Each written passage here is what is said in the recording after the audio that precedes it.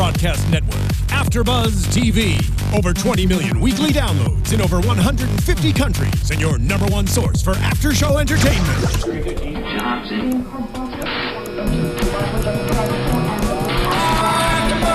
AFTERBUZZ TV, the destination for TV superfans. Producing aftershows for over 300 of your favorite TV shows. Interviewing celebrities and showrunners. And bringing you behind-the-scenes exclusives. All thanks to E! Entertainment's Maria Menounos, producer Kevin Undergaro, and internet leader Akamai.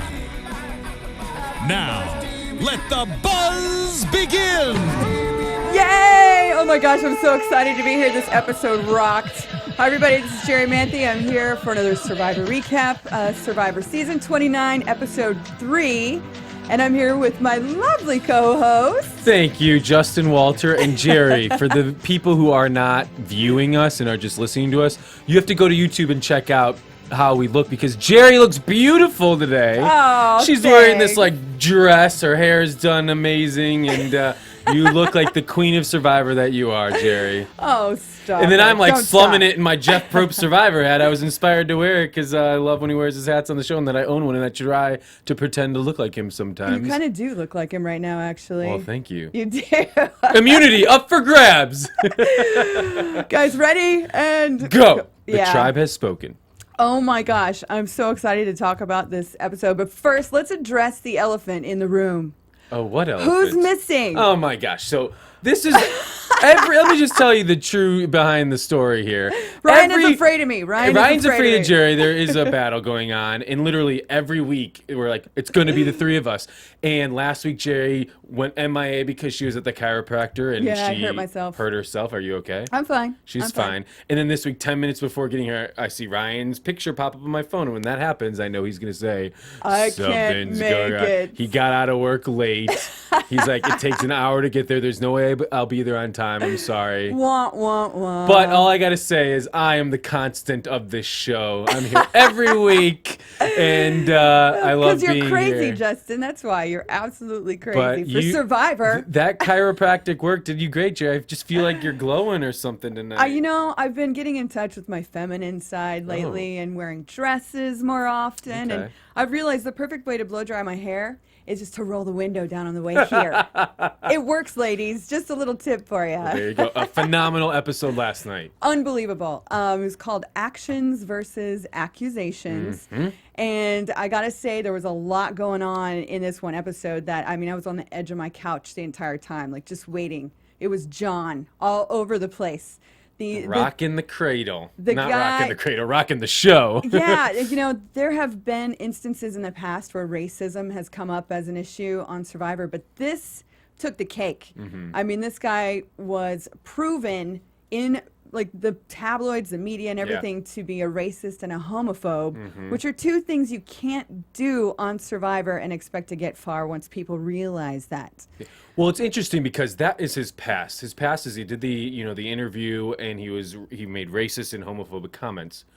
Granted that, and he has a history of those in his life. But on Survivor, I would categorize him more as a sexist because honest to God, everything he's done, we didn't get racial slurs, we didn't get, homophobic comments in Survivor. In John Rocker's, that we heard. Yes. In John Rocker's Survivor life, we didn't get those things, but what we did get last episode and this episode were a lot of sexist comments. A lot. And him being very misogynistic towards women. Ooh, nice word. Yes.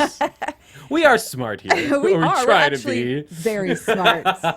But it's just, he is such a character as a reality TV character because he's so cocky. For sure. I mean, so... there's no doubt in my mind why they cast him on this season. I mean, you look at somebody with a background like that, and you know the people you're already casting on the show, and the different categories of people, and I know that they were hoping that there would be some of that would come up, and sure enough, I mean, it did. The fact that he was. Here's the thing. I didn't see any sense of remorse from him. No. Anytime someone brought up the fact that they knew who he was and what he had said, I never heard him say, man, I really regret saying all that stuff in my past. I don't feel that way. It was blown out of proportion. There was no excuses. There was no remorse. Yeah. So which led me to believe that it was true. Well, and what's interesting is, you look at someone like John Rocker and you ask yourself, why did he go on Survivor? What was his personal reason to go on Survivor? Right. A lot of people would have guessed his personal reason to go on a show like Survivor Would be to redeem himself. Would be to redeem himself. And would be to go on and have that story of, I said these things, this is how people view me. I want to change. I have changed. And that is not me today, and I'm going to show and prove that. That was nowhere in this season, nowhere to be found at all. And even you last week weren't here, but you were saying, and you saw he was on Twitter just making rude comments to people. Horrible, just horrible being a jerk. things. And it's interesting because that arc of that redemption story that, Lisa Welchel, did I say her last name wrong? Yes, you did. No, you said it right. Okay. Yeah. I said I loved her season because her story was all about her past, but then who she is today. And we grew in this story with her. Colton had that opportunity of a redemption story, which he did not do. Right. Here is the opportunity for John Rocker to have a redemption story. He didn't take that opportunity. No. Which He didn't shows even to try. me he didn't want that. That's not why he went on the show. Right. I'd be curious, if we get to get down on the red carpet again this year, to ask him. Mm-hmm. I want to hear his story. I want to see some sense of remorse so that I can actually care about him as a person. Because right now, I'm glad he's gone. Yeah. I have absolutely no reason to tune into Survivor to watch him. Yeah, and it's interesting because on a personal level, it's like, yes, it's good he's gone. On a strategic level, I don't think it was a smart decision. We'll get to that. Yeah, we will get to that. But first, before we get in too deep, let's check out a little message here from our good friends at the Dish Network. Wherever you live in this great country of ours, Dish can bring you great TV.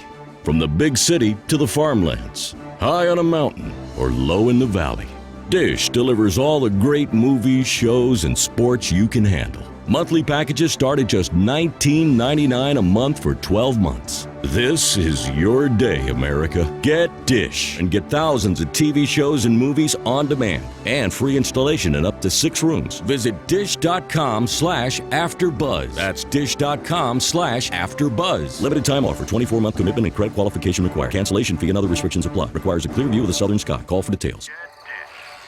Did he just say we can get Dish for just $19.99 a month? Well, yes, he did, dear. And what do we pay for TV now? A whole lot more than that, dear. And why do we do that? I don't know. Get Dish. Go to dish.com/AfterBuzz. That's dish.com/AfterBuzz.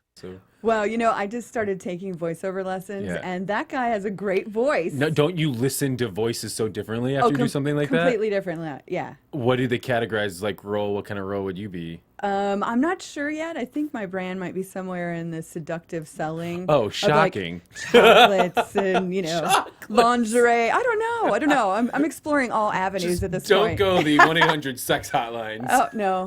I did that when I was 19. Oh, my God. The commercial, not the actual line. Oh, Let me my just God. put that out there. Good God. Oh, jeez. All right, so the episode, man, we open up, I didn't get to address this last week because I wasn't here, but John with the immunity idol and then Val lying about having the immunity idol. Having 2. Yeah, they recapped that at the top of this episode, and I was reminded once again at how ridiculously stupid it was to lie about having 2 idols. This is why I think she did it. I think she knew that she was going to be voted out. Right. So then I'm going to lie about having an idol to maybe split the votes and maybe somehow get someone to switch. But why say 2? But I You're didn't. going I didn't over think the top. she looked like she was on the chopping block at all. I think she I bet was kind she of, was, but we didn't know it. I feel like Yeah. that's what would have happened. But what we got insight into tonight or last night was how Josh, when he found out that Val and Jacqueline were going to vote for Baylor as well, that's when he switched his vote because he realized, wait a minute. John's not working with me. And Baylor's going to actually go home, and that's not what I want. Right. So, her plan would have worked if Josh didn't figure it out. Josh is smart. He's the mastermind of the tribe right now. I'm really digging his character as we get deeper into this. Josh has he's seen things that are going to happen before they happen, and didn't really give him that much credit at the beginning, and already 3 episodes in, I'm like, oh, Josh, he's a contender. He's the contender right now. And it's also, we have to realize his tribe has lost 3 times in a row, so we're getting to see so much more of them. But on his tribe, he's the brain. He is the mastermind. Everybody likes him. Everybody's going to him on what to do. And he's not cocky about it, which is very important. He's playing a good game. Yeah. So yeah, at the top, Baylor was all sketched out, you know. And she said she doesn't trust anyone. Good. Yeah. Because you're on Survivor. You're not supposed to trust anyone. I always love it when people say that. I'm just like, oh my God.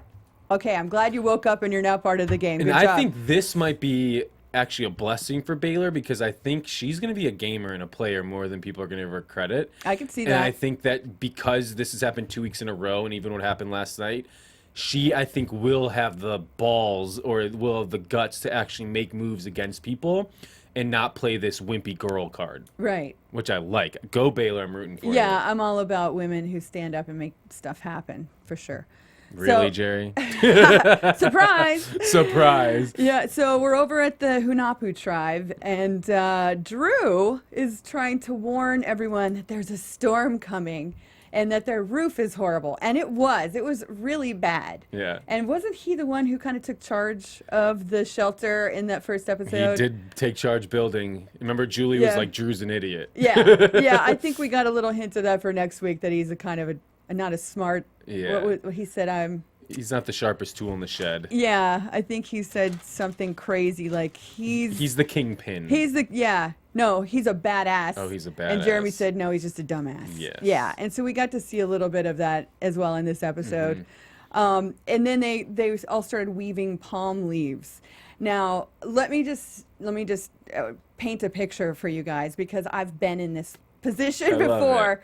And you know, it always sounds like a great idea. Let's weave the palm leaves together. And it looks so nice. But it is so frustrating and so hard to do. It is one of the most difficult things. What's so difficult about it? Well, palm fronds are not soft. Yeah. They're very, rigid. And when you try to weave them together, there's a lot of broken pieces. And like what you're trying to prevent is holes. And that's all the entire thing turns out being, is a bunch of more holes. Oh my gosh. So I'm watching them and I'm like, okay, usually this only lasts for like a couple hours before people go, screw this, we'll figure something else out. But there's Drew right in the middle, and he says, I'm not a weaver. I have other assets, and weaving is not one of them. But you know what is? Sleeping, apparently. The balls on this guy to take a nap in the middle of everyone who's working. I was like, Drew's going home. He's going home. It's just moronic. Huge character flaw. Huge. It's moronic. It's just being oblivious to what is going around with you in that social circle. And this is one of the reasons why Natalie was cast and they wanted Natalie, is because she's not afraid to just say what she's thinking. Oh. In this case, and when we talk about it later, but Natalie just right out in front of everybody, just being, Drew, what are you doing? You're lazy. You're being ridiculous. And she just goes at him right away, and that sort of thing. Whereas other people would bite their tongue. Right. Although I loved what Keith said. He was like, we still spank and whoop in the South. He would have spanked the crap out of his son. That was in his confessional, so that was in private when you can say those things, whereas Natalie just says it to your face. Yeah, Natalie's not playing very smart. No. No, but you want someone like Natalie at the end, because no one's going to like her. The girl never shuts up, or she has no filter. No filter. Which is never a useful tool. No filter. In Survivor. I do like her a lot more, though, that her sister's gone. Yeah. Like, I like her as a solo player and not, worried about the twinnies, Oh, yeah. I was kind of against the twinnies being on this season, but I do like her more as a solo, just focusing on her as one character compared to her with her twin. Yeah, I never even thought about that, actually. You being a twin, if you feel any sense of understanding with their behavior towards each other. Well, it's a little different because my twin and I are not best friends like she is with her twinnie, so we would have had a different dynamic. I would have loved to have seen that play out. So Jeremy's strategy, to him, he's excited that Drew's being a total dumbass, because he's like, that's the guy you want to take to the end. Yeah. He'll never win $1 million. And I think Jeremy's, that seems to me like that is his strategy going in, is to find as many people who are total tools Yes. to take to the very end who could never win. He's looking for his sheep, and he's just going to herd them to the end. And that's, I think it's a smart move. And Jeremy is sociable and strategic and good enough to actually be able to start pulling that off. And I think we saw a little bit of his scary side on this episode. Remember, I predicted You did. that there's episode 1. There's the scary something side. there. It's in the eyes. So at the reward challenge, that was the first time he gets to see that his wife, Gone. Val, is gone. And he looks directly at John, and he's like, "I'm gunning for you now, dude." I mean, I think that was when I started to see the crumble of John on the show. What John said was dumb. Oh, okay, yeah. So then John said to Jeremy, basically, I tried to save Val as much as I could. I'm sorry, bro. What are you thinking? It is just like, then everybody on his tribe was like, what? Yeah. It's like, why are you trying to appeal to someone on the other tribe? You could explain it later at some other point. When you are just basically telling your tribe, I went behind your back against the plan to help this one guy and his wife, and it didn't work out. But I'm going to apologize, but still be cool with you guys as well.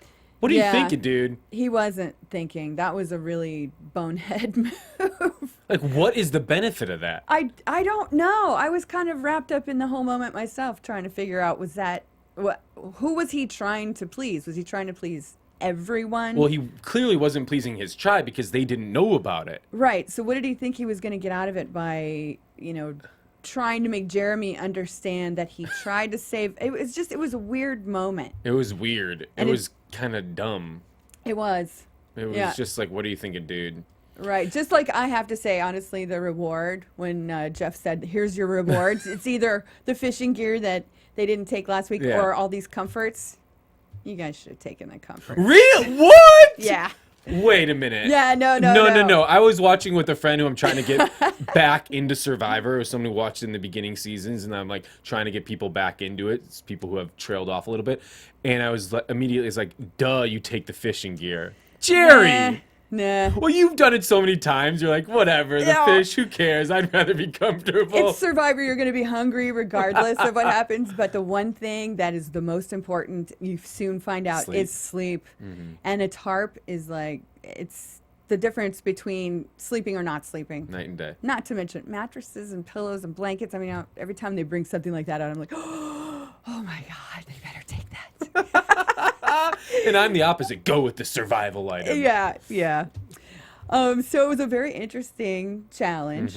It was a balancing thing again with, it looked like kind of like the training for Pizza Hut or something. There are these like stacked things that look like total pizzas, and they've got to scoop it up with a ladle and carry it across the shaky bridge.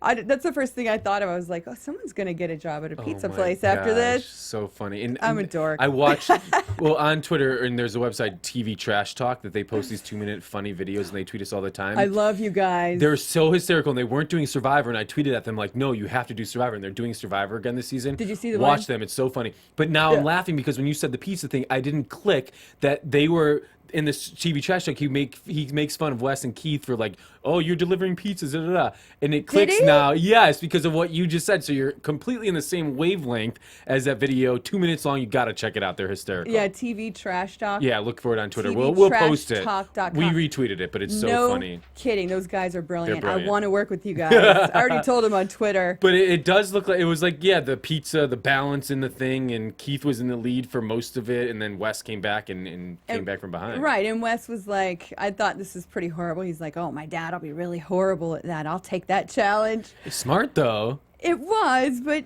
I don't think I could. I guess I shouldn't say that. Like, can you imagine if you and your sister, mom, no, let's say it were you and your sister out there, and you knew for the Exile Island Challenge that, she's terrible at balance, and it was balancing on a balance beam. Wouldn't you, Yes, if it was my that? sister, but not if it was my mom or my dad. Okay. I wouldn't throw them under the bus. I would want to see them do good. I don't know. Oh, geez, the soft side of Jerry. Where is this coming from? I know. I can't.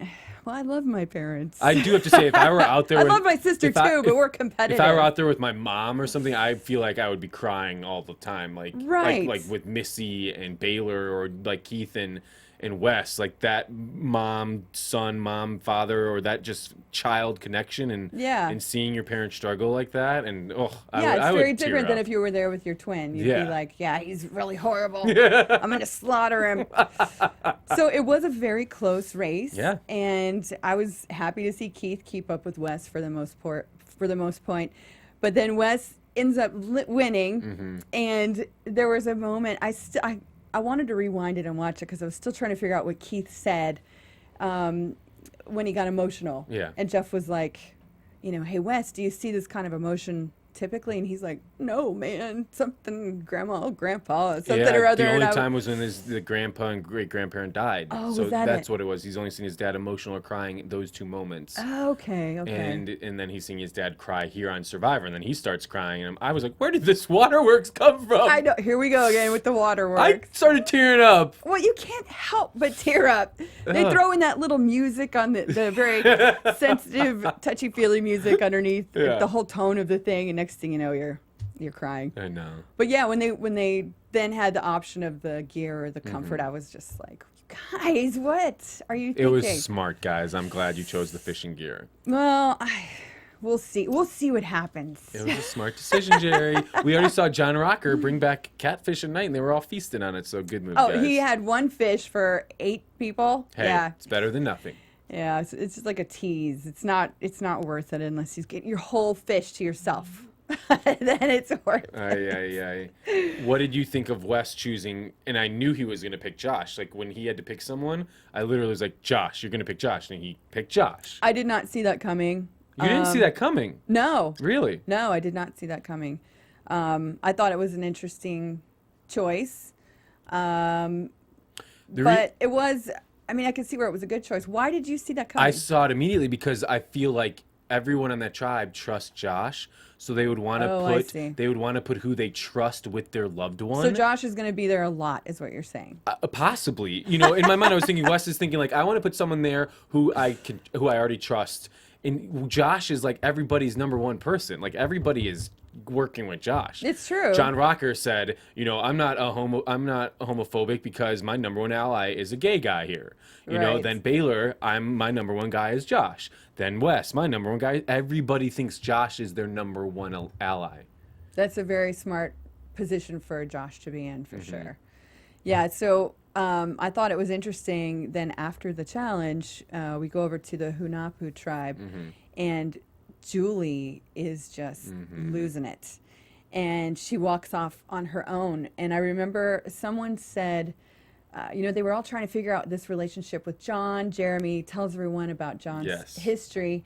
And then one of them says, I could totally see John voting Julie off without even thinking twice about it. Oh, I didn't even hear that. I did. Oh, I missed that. Because I realized in that moment, she's going to be better off without him. Oh my gosh, this is a blessing for her Totally. that he's gone. If she plays it wisely, this was the best thing that could have happened to her. 100%. Yeah. He has no shot of winning, and she could have a shot. And the fact that he's gone now is hopefully a clean slate for her.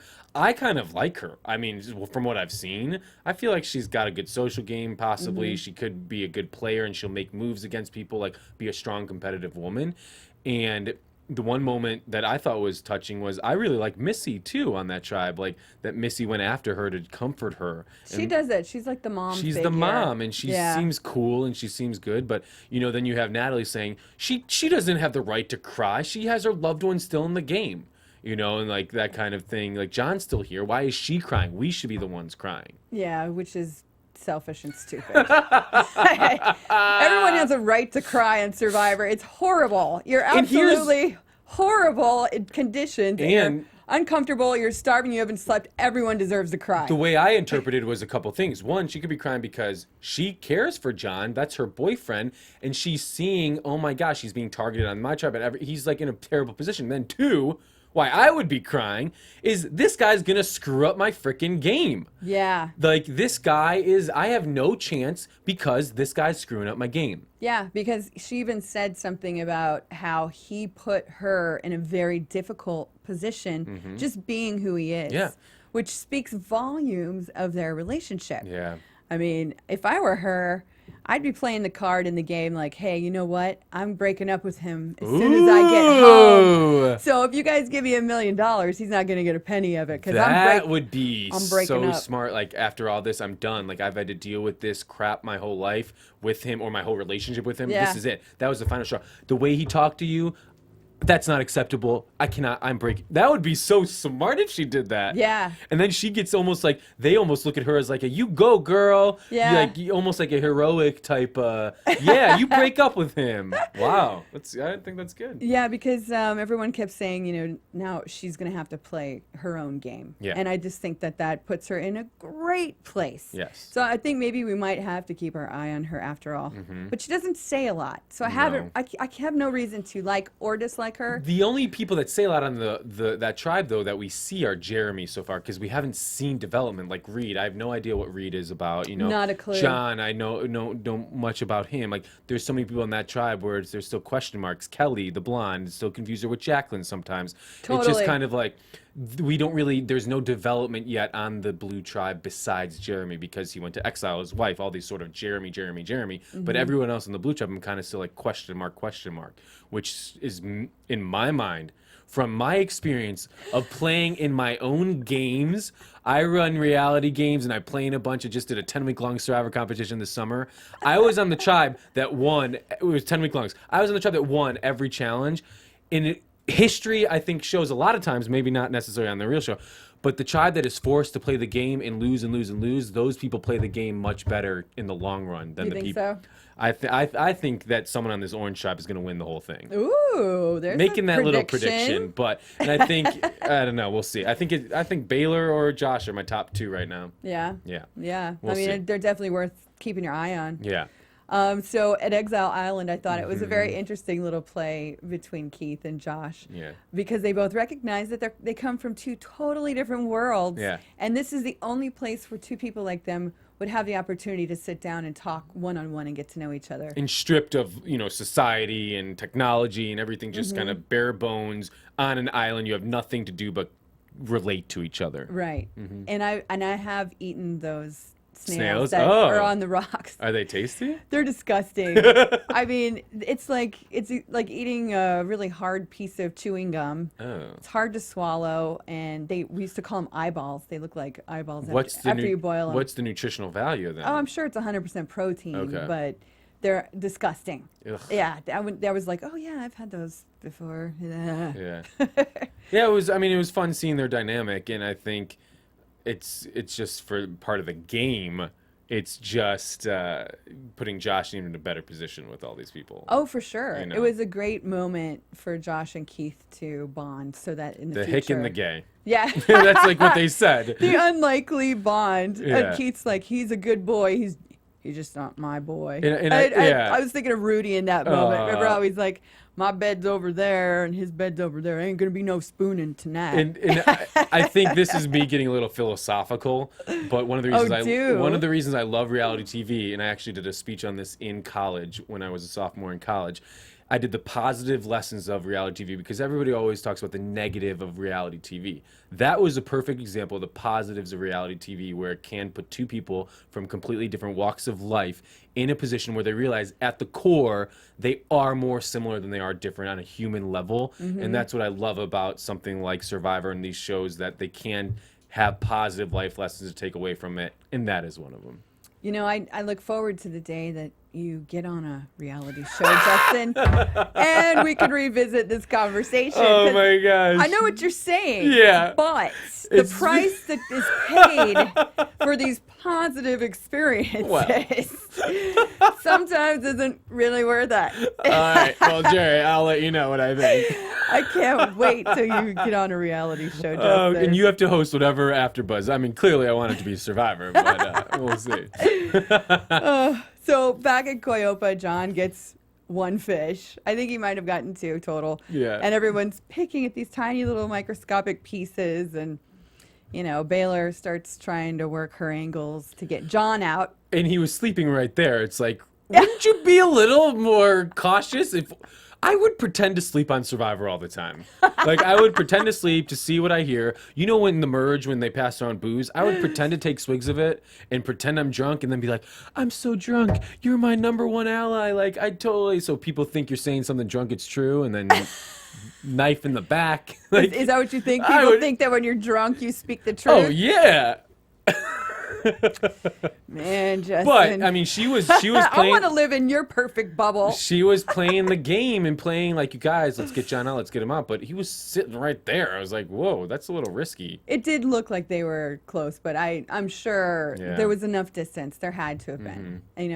Again, I will say this: John was smart, because sleeping on the ground is always way more comfortable than sleeping on that bamboo. Yeah. It's just ridiculous. I don't even know why anybody does the bamboo thing anymore. It's so painful. I mean, the smartest thing would be to dig a house underneath underneath the sand. All right, Rupert. Oh, you were being a smart ass. I was being a smart ass because I remember you. Oh, the my worst God. night of your life. Oh, it was. Survivor All-Stars. Still is the worst night of my life. And that is the total truth. No lie. Oh, gosh. Oh, my gosh. So the immunity challenge, when they did like an aerial view of what was going on, that looked like such a cool, crazy challenge, right? Like a big spider web of some sort. And all I could think was, ouch. Yes. Once they showed you like how low to the ground. They've done a lot of like crawling under these bamboo poles and rocky mud this season, and as everybody's getting like down and gritty. Yeah. And I'll tell you what, that does affect your gameplay when you have an injury or you get your knees skinned up so bad that they're, you saw Baylor's knees at the end, like just bloody, scabby and bloody. Scabby, yeah. It's just one more thing that adds to your discomfort. So I saw that and I was like, oh God, it's going to be a bloodbath. Yeah. So let's see, we start with the 2 older guys sitting out, which of course, I forget who it was. They had to point it out. Jeff Probst said it. Yeah, the older guys. Oh, the old guys are sitting out. All right. Thanks, Jeff. Thanks, Jeff. And first up, we had John and Natalie, and Josh and Baylor. Okay, so the Orange Tribe was stupid. They were so dumb, because why would they put their worst pair first to repeat? Like, that was because the Blue Tribe has one more pair. Right. So the Orange Tribe, like how I use colors, so I just sent 2 people twice. They put Josh and Baylor first, which means they would have to go again. But they were good. No, they weren't. Yeah, they were. Baylor didn't make one shot. They were good at good crawling, at getting underneath. Yeah. But then Baylor was the one shooting the balls both times, and she never even came close. So that was like, yes, you can be good at crawling, but the most important part is shooting. So, Josh was dragging Baylor's butt through really fast, and they always got to the ball first. They were hauling ass under there. I couldn't believe how amazing, fast. Really quick. Yeah. But Baylor, maybe they didn't realize before the challenge that she wouldn't be able to hit a shot. Maybe she thought I played basketball in junior high or whatever it was, but she was terrible at shooting the ball. I think they were probably thinking more who can get us to the ball faster than the actual throwing of the ball. Because Wes and, is it Alec? Alex. Yeah, Wes and Alec and Missy and Julie went next. They were really good. Yeah, they were. And Alec totally smashed right into Julie. And I mean, that was an accident. That first time was a total accident. The smashes that happened later were on purpose. Definitely. Which, again, do you really want to purposely try to hurt somebody when you're going to eventually have to play the game with them? Yeah. Or what if they could have just, how they were tethered? Like when you're going through, like grab the tether and yank the tether compared to like hitting the person. Maybe not. No. I think that would have taken a little bit more thought. They were just like, boom, like crashing into each other. Too much. So the first one goes to John and Natalie, and then the second one went to Wes and Alec. And then we had Drew and Reed against John and Jacqueline. And again, Jacqueline, it took me a second to figure out which one she was. Yeah, I know. Because I was like, yeah. John went out of his way to smash into somebody. And he is a big dude. He's a beast. Yeah, you can't do that beast. to skinnier, more fragile people. Yeah. This is where we started to really see his bad sportsmanship come out, and I just don't ever think it's smart to purposely go after someone. Yeah. You never know. When it's not needed. Yeah, it's not. Because really that 1 or 2 seconds is not going to make the difference. It's really not. Yeah. So then John and Jacqueline win. Next up we had Josh and Baylor again. And they lost every time they went up. Yeah, and Jeremy and Kelly. And John was just razzing them from the sidelines. Yeah. He was, when Jeremy was trying to shoot the ball, he was going, "New, new, new." Yeah, I'm like, whatever. what? I couldn't even figure out what he said. Like, what are those noises? It's like coming new out of your mouth? noises. Okay. Jeremy and Kelly win. Wes and Alec and John and Natalie go up. Another big crash. But, basically John and Natalie win. And then the win goes to... Again. Yeah. Hunapu. You say it very well. Thank you. Hunapu. Hunapu. And Quayopa lost.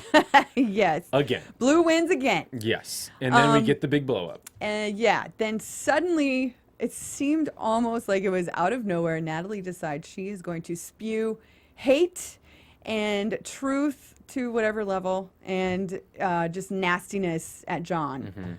I don't know why that started. Do you remember anything specific? I think it was just obvious. I think it was frustration. Frustration after the reward. After Exile Island challenge, and then the whole conversation and Jeremy rallying everybody against John Rocker and them all being mad that this homophobic racist is on their season. You think she was just trying to expose him to the tribe that he's on? Probably. In case they didn't know? And the taunting and just, like we saw, Natalie went at Drew for not weaving. Natalie's the type of person who doesn't have a filter, so if something's bothering her, even if it's on the other tribe, she's going to go after them. Right. And she's been on Amazing Race twice, so she understands that people who speak their mind and are the loudest get the most TV time. I honestly was going to ask you, how much do you think in her mind is she knows how to make good TV? Of course she does. She's been on the Amazing Race twice. Right. And there is that some sort of element of what she caused was huge in a Survivor fight kind of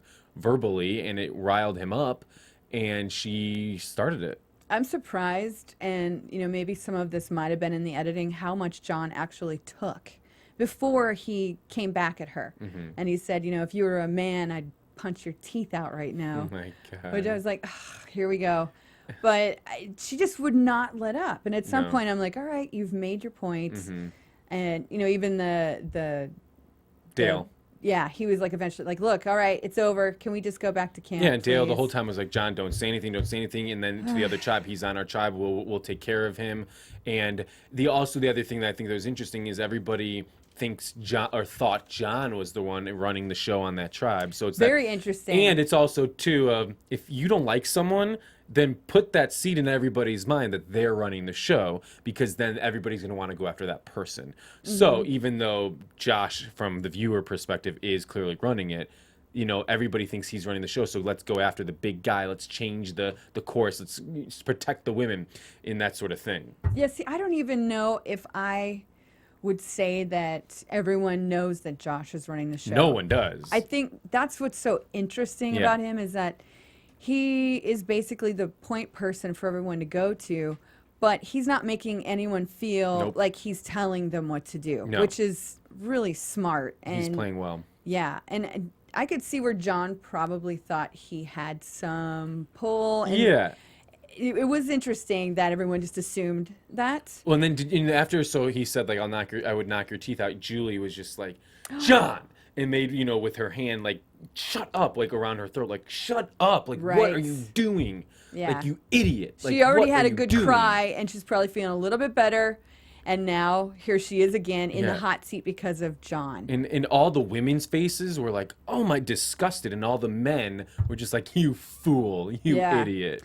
Yeah, it was, again, Julie, I felt bad for her because, what is she supposed to do? She's just like, this is my boyfriend. You feel bad to her to a certain extent, but then it's also like, you're the one choosing to date him. Yes, that is true. That is, like I said, that might not be the case after this show airs. And I really think that the good strategy on this season would be if she plays the, you know what? I'm going to break up with him. I'm going to break up with him. think it's a great idea. Great. I think that's a great idea. Thank you. Thank you. Yeah, very much. thank you, Jerry. So everyone walks off to their respective camps, and at this point, it is so clear that John has got a huge target on his back. I mean, it was palpable. And you could see for the first time his almost sense of vulnerability and fear. Like before that, he seemed very comfortable, and he thought you could, I don't know, sense that he thought he was okay. And this all of a sudden was just like, you know. And then he even says, "But hey, I've got an idol. It's like a free pass." The idol, I think, is sometimes the biggest curse. Remember when we used to argue over whether we liked the idol or not? Oh, gosh. This is so far deep into the whole idol thing that it's not even a matter of liking it anymore. It's just the pros and cons of having one. Yeah, I think it's almost the curse of when you have an idol. It's total curse. You know what? If there's some fan out there who could do this, give us the percentage of people that go home with the idol. What is the percentage of people that have an idol and don't use it and go home with it? Right. Of people who actually have an idol. Or just a number, like how many people actually did you don't that. need to go, how many people have gone and left with an idol in their pocket as a souvenir? I think that would be great to know. It's crazy. Yeah, so when they get back to camp, I love the cinematography on Survivor so much. There was like this beautiful moment where like this huge, massive wave comes cascading over, and there's a big, I don't know, barracuda or something, and it was huge. And there's a seagull flying over, and the music was just like, whoa! It was like this almost spiritual moment when they're walking to their beach. And those moments always kind of like take me out of the show a little bit, but then I try to, you know, think psychology in a terms of psychology where like, what are they trying to say with this big crashing wave? Was it perhaps a sign that John and his power, this big, huge, powerful guy, was about ready to meet his demise? Like, I love those moments. Thank you for making those happen, by the way, you when you see like cinematographers. the insects get eaten by another insect or like that sort of thing. Or the alligator that chomped the fish tonight, or last night. Let's see. So Baylor and John says John actually scared her, right? That is you never want to make a female feel that way on Survivor or anywhere for that matter. But when you're in a closed environment like that with a huge man who scares you, it creates this atmosphere where it becomes a very real situation where a man can literally scare a woman. And I mean, I could see her working towards getting him out of there. Well, in the moments where, you know, he really did think he was kind of in control in this moment where he went to the women and said, you know, I know I'm a huge target, but I'm going to make them vote for someone else. So then when all us guys vote together, if by some chance they somehow sway votes, they're not going to vote for me. They're going to vote for, what was it, Dale? Dale. Yeah, Dale. You know, I have to say John was very smart. He was smart. Trying to sway the attention to Dale. But he just wasn't with it, realizing that he wasn't liked, you know, or that these girls. How could he not know he wasn't liked? Or not that he wasn't liked, but what his lack of connection was. Yes, he's being really smart. What he was doing was on paper strategically really smart with the women. It was very smart. But the disconnect is these women don't like you. You have been disrespectful to women the entire time. Why are they going to go with you? You know? That's very true. All they have to do is go to Dale and say, hey, Rocker told us he's going to vote for you. Oh, I keep hitting the table. I'm sorry. Sorry, guys. The sound person is like totally freaking out right now. Good job, Marissa, Justin. I'm sorry. He's like, I'm sorry, Marissa. Justin You're is so excited. I know. I get get so it. animated. It's the Italian in me. Justin's such a big Survivor fan. It's crazy. Let's see. So I was gonna say I'm ready when you're ready to get into why I think it was a mistake to vote him off. Oh, yeah. Let me see if there's anything.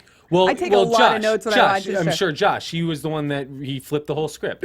Right. Well, I mean, the second they walked into Tribal Council, the first thing I wanted John to go, right? And I could tell that, okay, here's a moment, Tribal Council, Jeff Probst, the way he is, Yeah. and the way he makes people show their cards. I was like on the edge of my seat, just waiting for someone to make John insecure so that he would play his And idol. I thought Jacqueline did that. I did too. Because when Jacqueline was talking, you could see Josh's face like, shut up. Right. But Josh's answer, what brought Saved it it. back, it saved it. I mean, from what we saw, we know Tribe was a lot longer, but Jacqueline was being an idiot. And oh my gosh, I keep hitting the table. Jacqueline was being an idiot and basically being like, oh no, I think that we're going to do something different. Duh. Right. And Josh saved it by being like, I don't know what she's talking about. You know, we're doing what we're doing. She's being dumb. Yeah. His answer was so brilliant. strategic and good that I don't think that was maybe the moment, but it was very good to try and save what Jacqueline was throwing out there. Yeah, I was like, Jacqueline, you dumbass. Yeah, what are you doing, Okay, so Jacqueline? we got to see that Jacqueline's not very smart.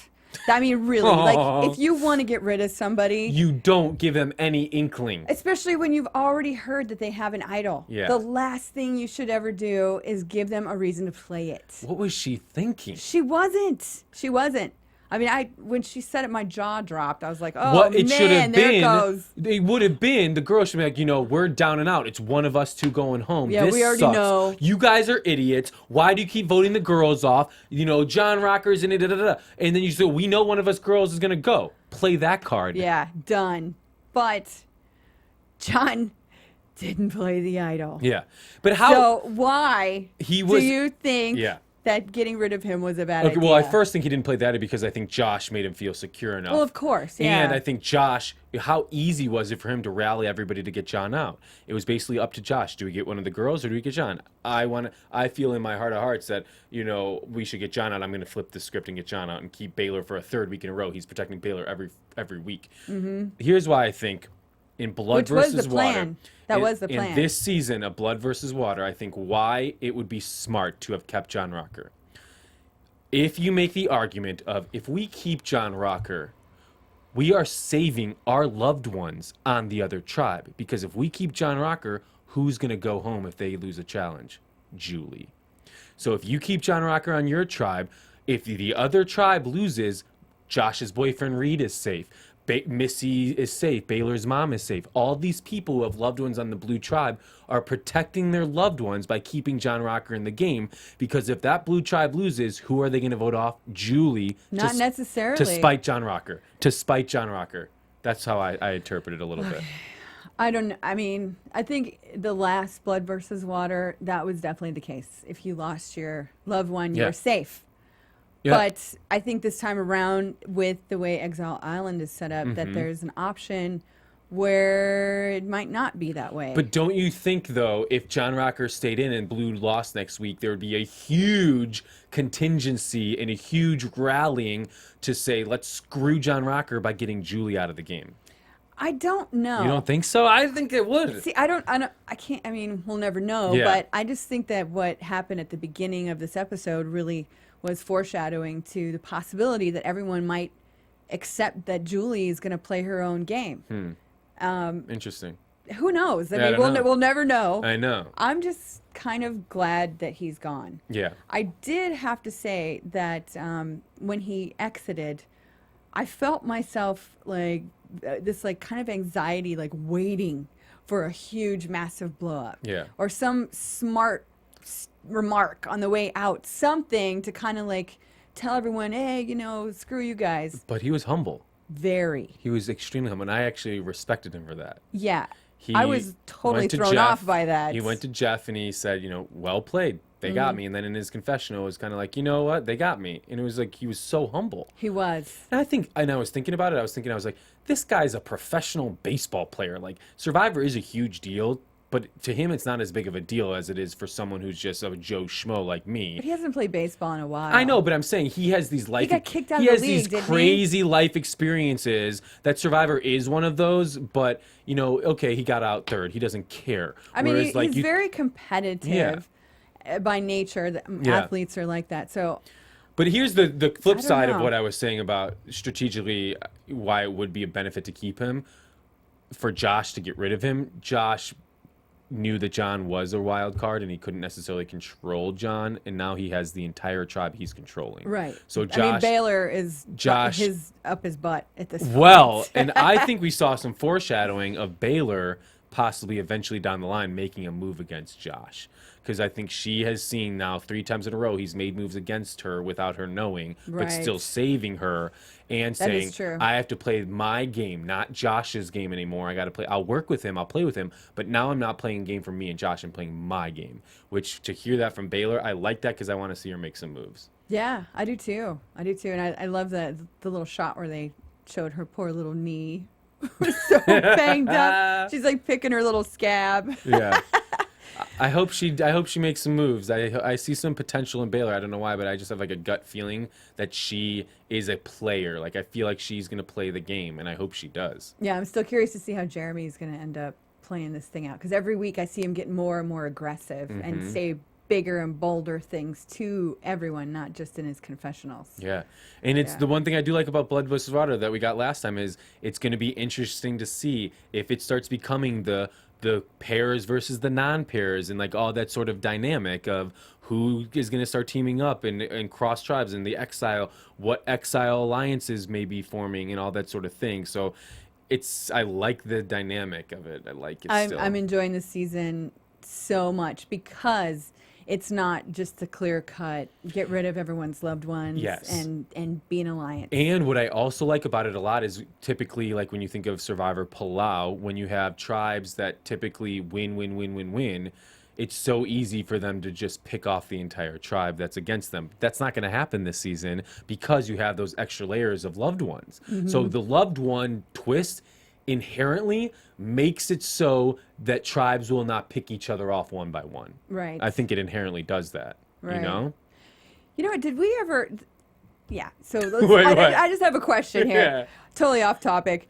Did we ever figure out who it was? There was a viewer of AfterBuzz last season who said that there was one of us who kept saying literally all the time. Oh my gosh! And they said it was Ryan. Have I been saying literally a lot? No. And on the way here, I was listening to a radio program, and this woman kept saying literally like over and over and over. And I was so aggravated by it, and I realized that I never found out who it was that someone was talking about. I think it was Ryan. Well, of course, he's not here. And he's literally not here. He's totally literally not here.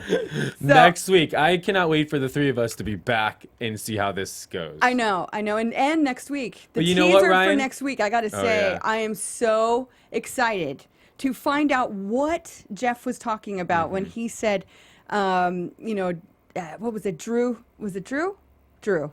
Yeah, Drew says to him, none of my teammates have any balls to bring this up, Jeff, but I got to say it. And Jeff's like, oh, I love these moments. Yeah. Please tell. I'm excited. What do you think it could have been? I have no idea. We'll have to see. I mean, seriously, this is like... I think it's going to be something stupid because he's stupid. So you're saying, I'm going to get let down. I think it's going to be like at the tribal council when, I can't even remember her name, that blonde chick with the big boobs, young girl said she wanted cookies. Which one? A couple seasons back. Right. Oh, jeez. All right, well, Justin, where can everyone find you? Justin F. Walter on Twitter and Instagram and all that sort of good stuff. And you know what, Ryan, even though we do miss you, I love doing this show with just Jerri, so you better watch your back. Ooh, shame on you. And you can find me at Jerri Manthey on Twitter. I just joined Vine. I got to check this. Whoa. I heard it's a big thing. I'm going to have to try it out. Or JerriManthey.com for all the latest Jerri stuff. But thank you. You guys go on YouTube. Give us some comments. Show us some love. Give us some advice. Whatever you think you need to tell us. Go ahead and do that on YouTube. We love reading that stuff. Boom. So we will see you next week for another Survivor recap. Dun, dun, dun. Yay! From executive producers Maria Menounos, Kevin Undergaro, Phil Svitek, and the entire AfterBuzz TV staff, we would like to thank you for listening to the AfterBuzz TV network. To watch or listen to other after shows and post comments or questions, be sure to visit AfterBuzzTV.com. I'm Sir Richard Wentworth, and this has been a presentation of AfterBuzz TV. Buzz you later. The views expressed herein are those of the hosts only and do not necessarily reflect the views of AfterBuzz TV or its owners or principals.